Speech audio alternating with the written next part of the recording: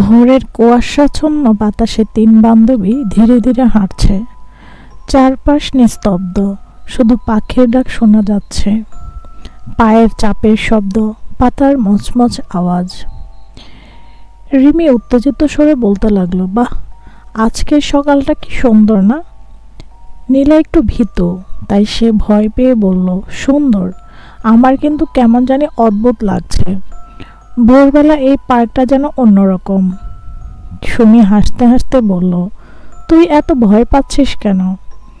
হঠাৎ ঝোপের শব্দর সাথে বাতাসে এক অদ্ভুত শোষ আওয়াজ।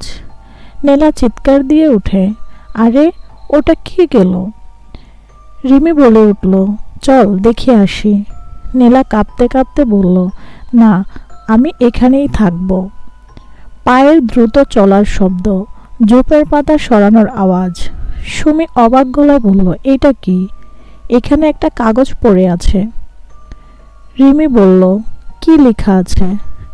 লেখা আছে, ভোরের রহস্য উন্মোচন করো, না হলে। সুমি বলে উঠল, এর মানে কি?